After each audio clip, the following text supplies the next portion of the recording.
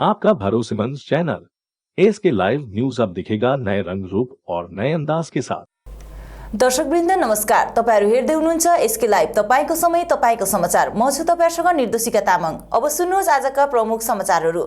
सिङताम चिया बगान अन्तर्गत सहिजधुरा निवासी विजय राईको घर आज बिहान लगभग 9 बजे जलेर स्वाहा भएको छ। परिवार पक्षबाट प्राप्त जानकारी अनुसार बिहान सपरिवार स्वर्गीय आमाको बैतरणी कपूर आशिष तथा प्रार्थना सभामा व्यस्त भएको समय टिभी कोठाबाट बिजुली सर्ट भएको हुँदा उक्त घटना घटेको बताइएको छ। यस्तो दुखद घडीमा भारतीय गोर्खा प्रजातान्त्रिक युवा शक्तिका अध्यक्ष तथा सदर 1 समष्टिका प्रमुख संयोजक अमृत योन्जन सहयोगको हात बटाउँदै घटनास्थलमा पुगेका थिए। उक्त दुःखको घडीमा खाद्यान्न सामग्री लगायत ब्ल्याङ्केट, म्याट्रेस, सिरानी आदि आवश्यक सामग्री प्रदान गरेकोमा छोरो निखिल राई लगायत परिवार पक्षले अमृत योन्जनलाई धन्यवाद दिएका छन्। आर्थिक सहयोग गरिदिनुमा हामीलाई हजुर मानवताको हिसाबले अमृत योन्जनज्यू अनि आलोक पन्तमणि ज्यूले सहयोग गर्दै हामीलाई अब जुन चाहिँ ओर्ने ओछ्याउने खानापिनाको लागि सामानहरू दिएको छ।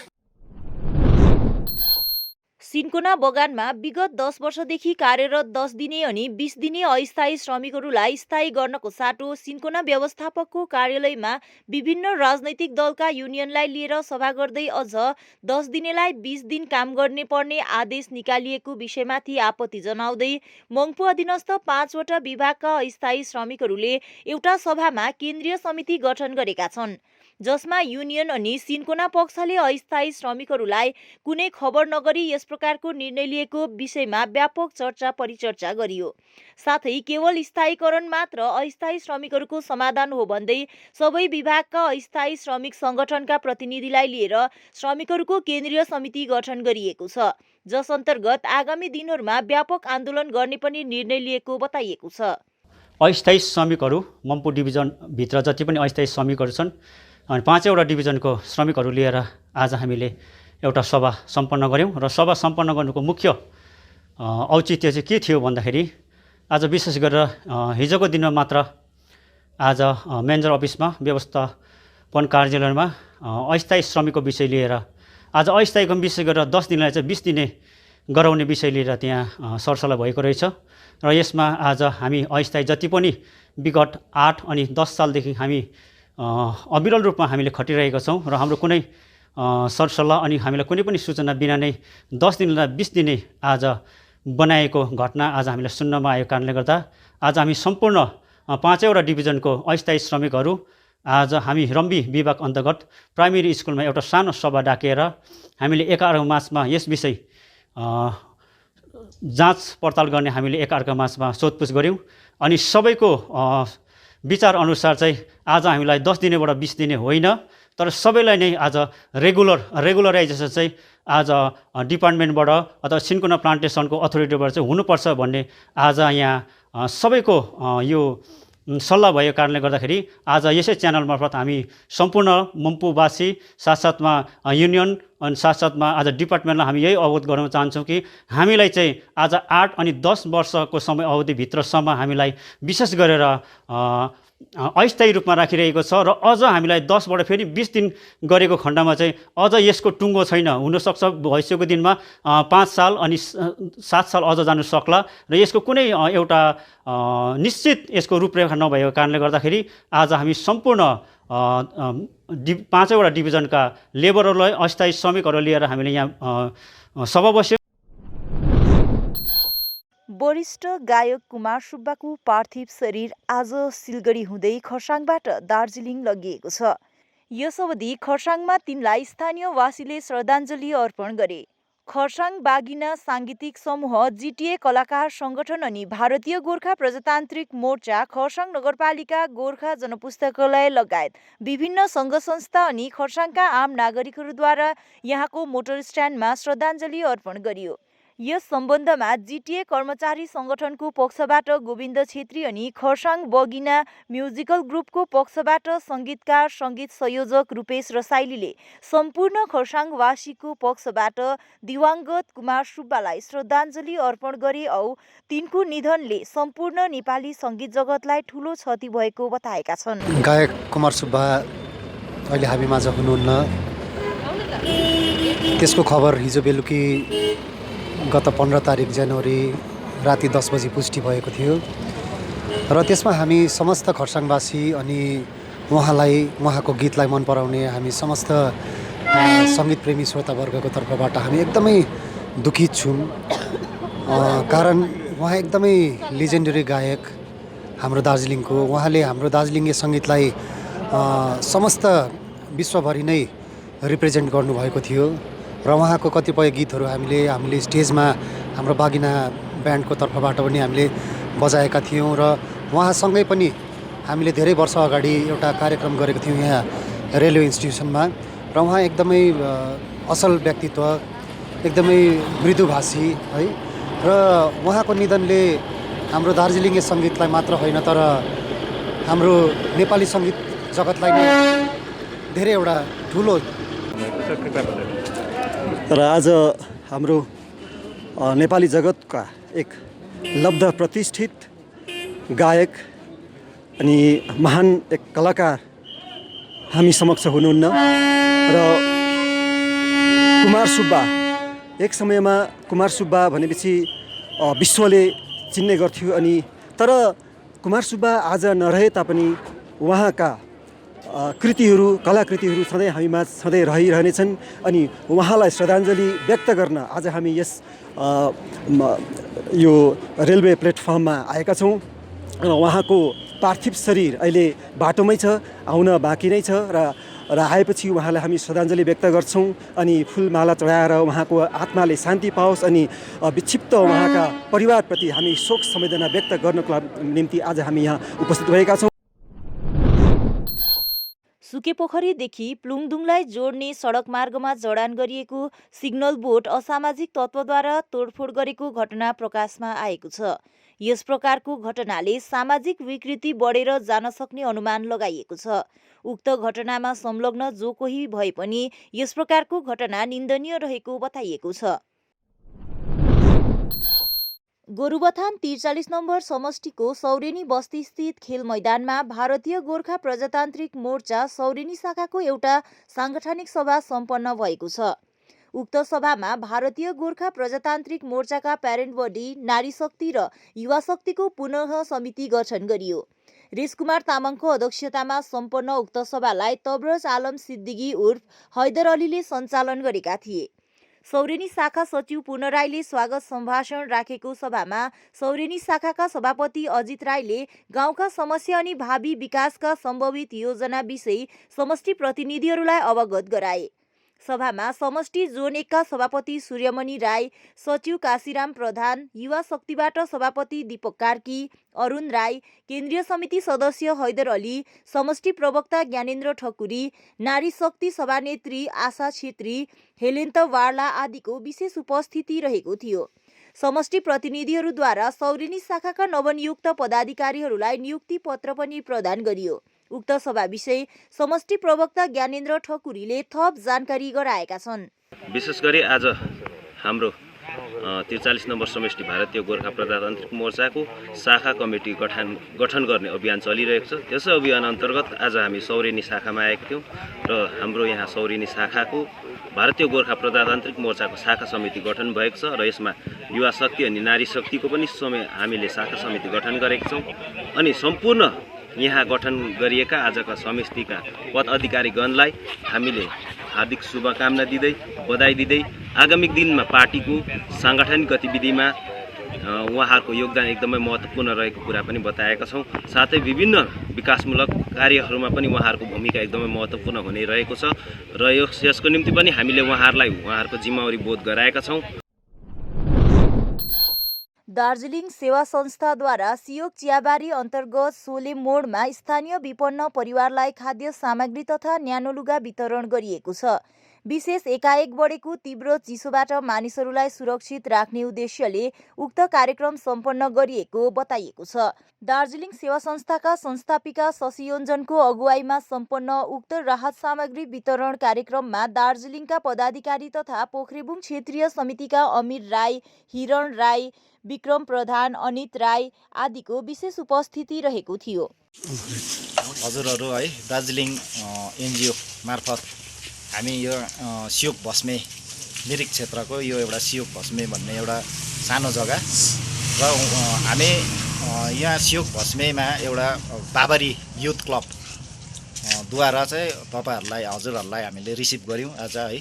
हामी बाबरी युथ क्लब पनि एउटा रेजिस्टर्ड क्लबै हो र हामी पनि अब तपाईँहरूलाई एउटा रिसिभ गरेर तपाईँहरूको एउटा योगदान जुन चाहिँ एउटा सहयोग थियो एउटा अहिले कोभिडको कारणले गर्दा तल्लो तहको मानिसहरूमा धेरै प्रभाव परेको छ है खानु बस्नु लाउनुमा।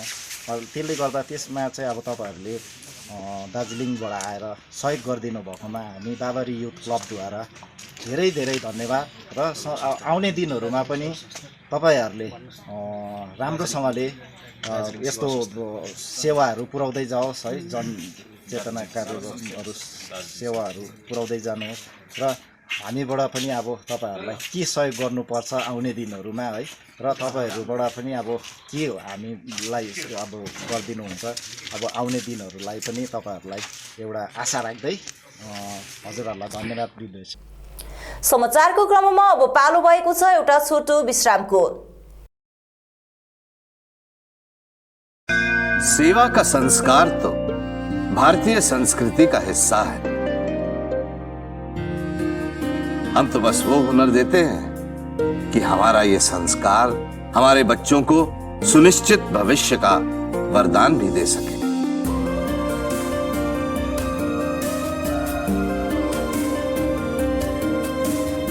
Delhi paramedical and management institute सम्मान के साथ सुनिश्चित रोजगार।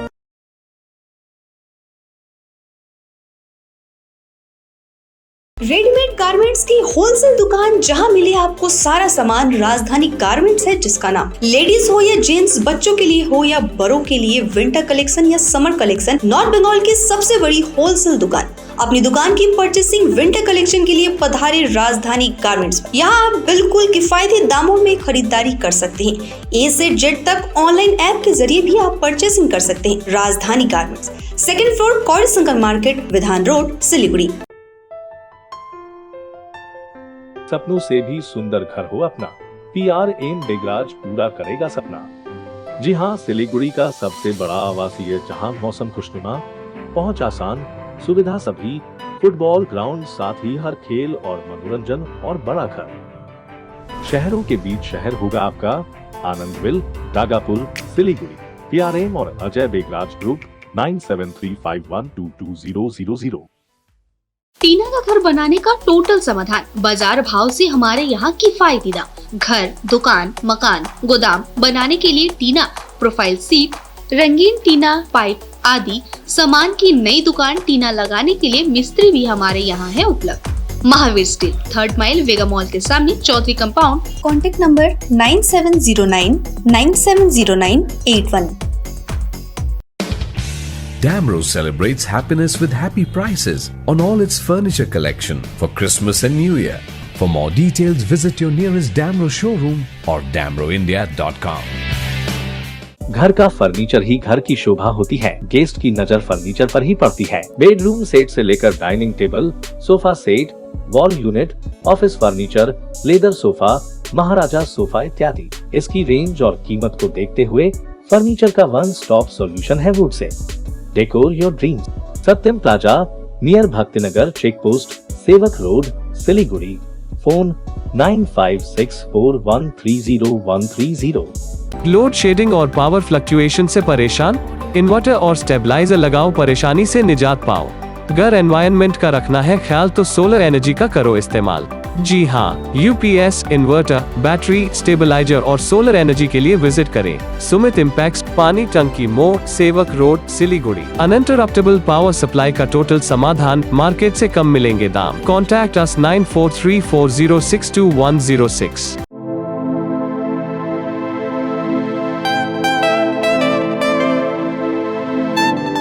This is the membrane door made with a block board, 2000 rupees for a general door size per piece.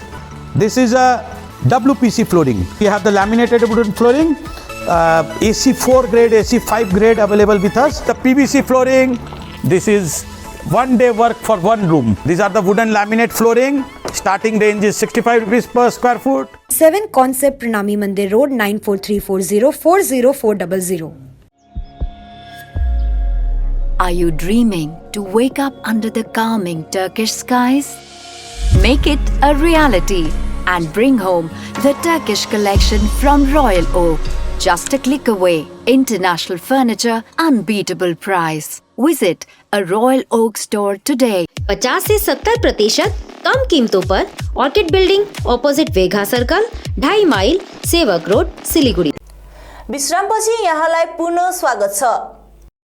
भारतीय गोर्खा प्रजातान्त्रिक मोर्चा पोखरेबुङ चामङ समष्टि साङमा शाखा अन्तर्गत अप्पर रानीवन प्रशाखा सभापति कुशल विश्वकर्माको निधनमा एक शोक सभा सम्पन्न गरिएको छ।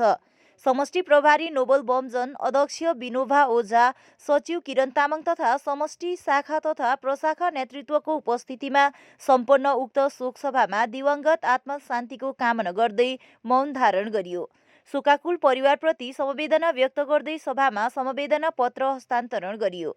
साथै सम्बोधनको क्रममा प्रवक्ताले स्वर्गीय विश्वकर्माको निधनले भारतीय गोर्खा प्रजातान्त्रिक मोर्चाको समष्टि शाखा तथा प्रशाखा समितिलाई अपूरणीय क्षति हुन पुगेको बताउँदै तिनको निधनले पार्टी तथा सम्पूर्ण भातृ संगठन स्तब्ध बनेको पनि उल्लेख गरियो।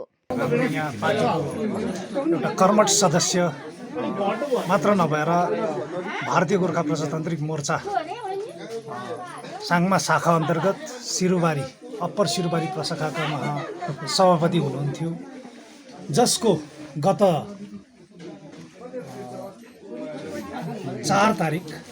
3 तारिकको दिन आकस्मिक निधन भएको हामीले खबर पायौँ र उहाँको यस प्रकारको एउटा निधनले हामीलाई सारा भारतीय गोर्खा प्रजातान्त्रिक मोर्चालाई नै दुखित साथै स्तब्ध बनाएका थिए र उहाँलाई आज एउटा हामीले सम्झना स्वरूप उहाँको स्मृतिलाई हामीभित्र बाँचिरहेको छ भन्ने हेतुले आज हामीले उहाँलाई एउटा शोक संवेदना प्रकट गर्न साथै शोक संवेदना पत्र दिनको निम्ति आज हामी यसरी भेला भएका छौँ।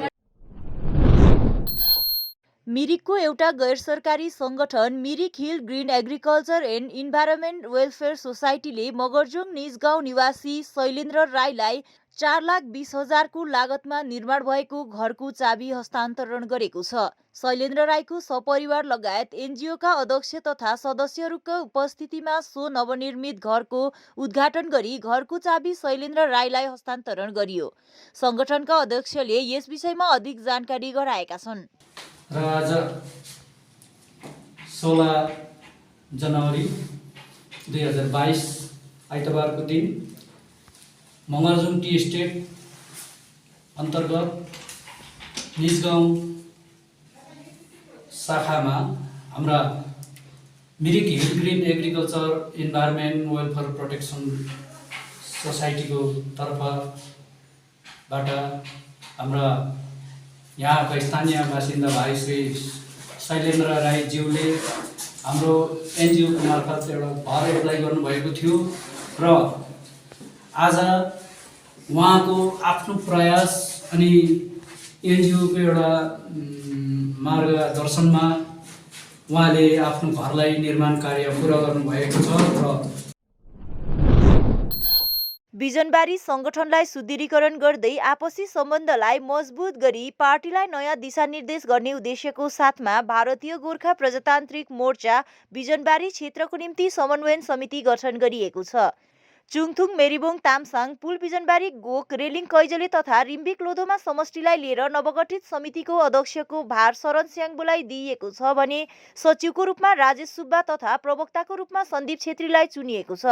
यसै चारैवटा समष्टिका केन्द्रीय स्तरका नेतृत्वसँगै समष्टि स्तरीय अभिभावक, नारी तथा युवा शक्तिका पदाधिकारीहरूलाई सदस्यको रूपमा चयन गरिएको छ।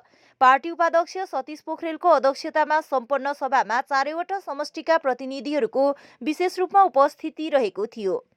श्रीमान सतीश पोखरेलजीको अध्यक्षतामा आज एउटा साङ्गठनिक सभा सम्पन्न गरियो अनि उक्त सभामा भारतीय गोर्खा प्रजातान्त्रिक मोर्चा चुङथुङ मेरीबोङ तामसाङ समष्टि पुलबिजनबारी समष्टि अनि रेलिङ कैँजले त्यस साथै रिम्बिक लोधोमा समष्टिका यी 4वटा समष्टिका प्रतिनिधिहरू, समष्टिका अध्यक्ष सचिव, युवा शक्ति अध्यक्ष सचिवहरू सम्पूर्णलाई लिएर आज एउटा सभा बस्यो अनि सभा बसियो वापत विभिन्न सभामा चर्चा परिचर्चा पश्चात विशेष गरेर आजको सभामा सम्पूर्ण प्रतिनिधिहरूको मन्तव्य, उहाँहरूको विचार अनुरूप सङ्गठनलाई तीव्र रूपमा अझै सशक्त बनाएर अगाडि लानको निम्ति चुन्डुङबारी, तामथाङ समष्टि, पुलबिजनबारी, त्यसरी नै रिम्बिक लोधोमा र रेलिङ कैँजले चाहिँ यी 4वटा समष्टि कमिटीहरूलाई एउटा समन्वय समिति, कोअर्डिनेसन कमिटी बनाउने विषयमाथि चर्चा परिचर्चा हुँदाखेरि 4वटा समष्टिलाई मिलाएर आज हामीले एउटा कोअर्डिनेसन कमिटी गठन गरेका छौँ र उक्त कमिटीको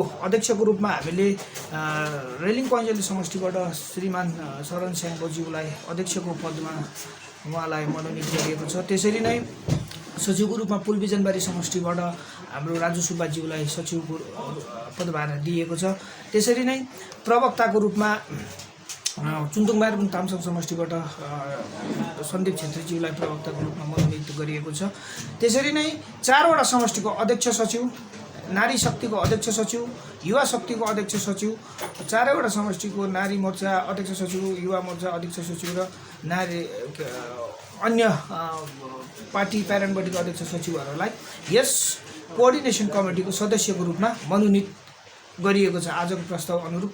र त्यसरी नै पार्टी सेन्ट्रल कमिटीका जति पनि पार्टी यस 4वटा समष्टिभित्र पर्ने पार्टी सेन्ट्रल कमिटीका जति पनि मेम्बर्सहरू हुनुहुन्छ, जस्तै अब यहाँ उपाध्यक्ष सतीश पोखरेलज्यू हुनुहुन्छ, त्यसरी नै पुलबिजनबारीमा मणिकुमार राईज्यू हुनुहुन्छ, चुन्डुङबारी तामथाङबाट त्यसरी नै हाम्रो सुजिन राईज्यूहरू हुनुहुन्छ र रिम्बिक लोधोमाबाट पनि केन्द्र समिति सदस्यहरूलाई लिएर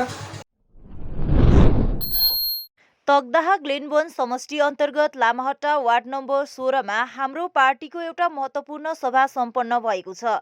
सन्नी तामाङको नेतृत्वमा सम्पन्न उक्त सभामा हाम्रो पार्टीको शाखा गठन गरिएको छ भने अल्का यल्मोलाई शाखा अध्यक्षको रूपमा चयन गरिएको छ।